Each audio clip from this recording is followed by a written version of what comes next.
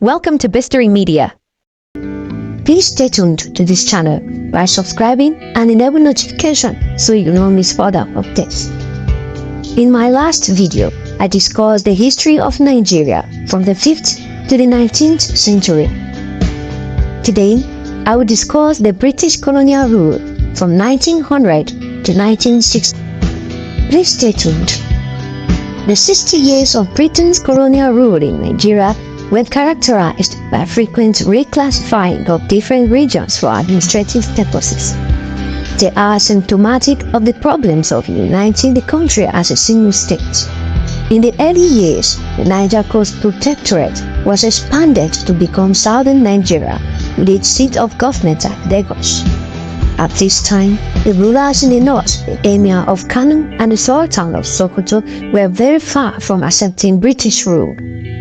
To deal with the situation, Frederick Lugard was appointed High Commissioner and Commander-in-Chief of the Protectorate of Northern Region.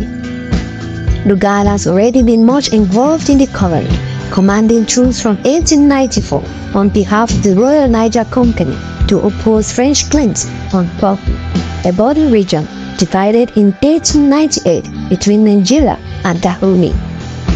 Between 1903 and 1906, he subdued Kano and Sokoto and finally put an end to their rulers' slave-raiding expeditions. Lugard pacifies northern Nigeria by ensuring that in each territory, however small, the throne is won and returned by a chief willing to cooperate.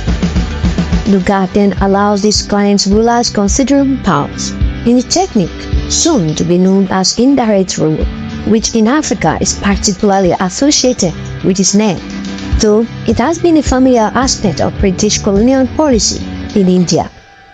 In 1912, Lugard is appointed governor of both northern and southern Nigeria and is given the task of merging the two.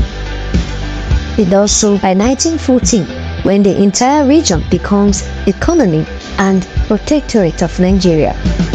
The First World War brings a combined British and French invasion of German Cameroon, a campaign not completed until the early 1960s. In 1922, the League of Nations grants mandate to the two nations to administer the former German colony. The British mandate consists of two thin stripes on the eastern border of Nigeria. The rival claims of Nigeria's various regions became most evident after World War II, when Britain was attempting to find a structure to meet African demand for political power. By 1951, the country has been divided into northern, eastern, and western regions, each with its own House of Assembly. In addition, there was a separate House of Chiefs for the northern province to reflect the strong tradition of tribal authority. And there was an overall legislative council for the whole of Nigeria. However, this was not enough to reflect the complexity of the situation.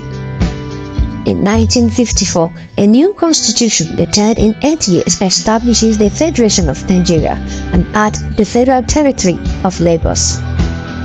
During the late 1950s, an African political structure was achieved, albeit gradually.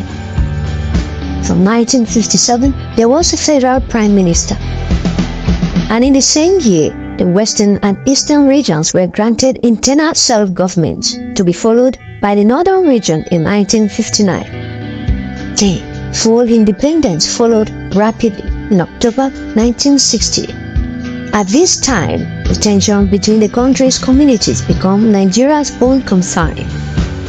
Then came the independence and secession between 1960 and 1970. Regional hostilities are a feature of independent Nigeria from the start, partly due to an imbalance of population. More than half the nation's people are in the Fulani and the Hausa territories of the northern region. Northerners therefore control not only their own regional assembly, but also the federal government in Lagos. From 1962 to 1964, there is almost continuous anti-northern unrest elsewhere in the nation, coming to a climax in a rebellion in 1966 by officers from the eastern region, the homeland of the Igbo. They assassinated both the federal prime minister and the premier of the northern and western regions. In the ensuing chaos, many Igbos living in the north were brutally massacred. And in July, a northern officer, Yakubu Gowon, emerges as the country's leader. His response to Nigeria's warring tribal faction is to subdivide the four regions. The Midwest had then been added in 1963, rearranging them into 12 states. This process further influenced the Igbo hostility, for one of the new states cut their territory off from the sea. The senior Igbo officer, Odumebu Ojukwu, takes the drastic step in May 1967 of declaring the Eastern region an independent nation, calling it the Republic of Biafra. The result is bitter and intense civil war, with the Federal Army increasing during the conflict from 10,000 to 200,000 men, meeting powerful resistance from the secessionist region. The issue splits the West, where it is the first post-independence African war to receive widespread coverage. The United States and Britain supplied arms to the federal government. France extends the same facilities to Biafra. By January 1970, there are starving.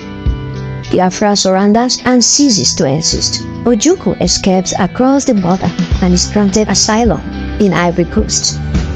10.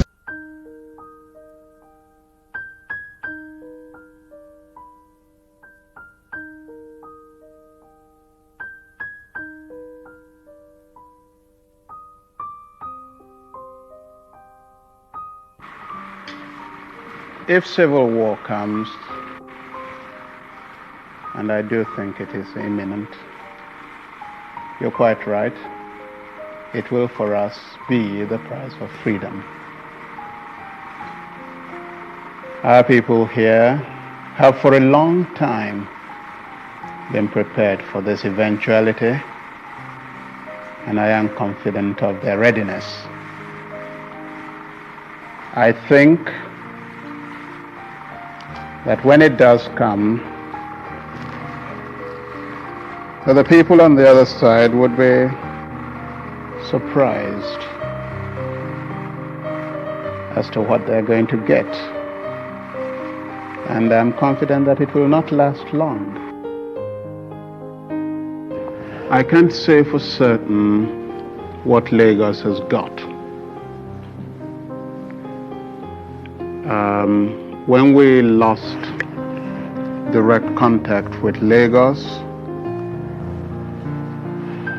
they had some 4 battalions, ill-equipped, and I know that they have been purchasing a lot of arms since, and I know that they have negotiated and received a few armored vehicles. Prior to that, they had some scout cars. I know they have tried to get planes. I am not sure they have got them there. But on our side, we too have not been sitting quietly.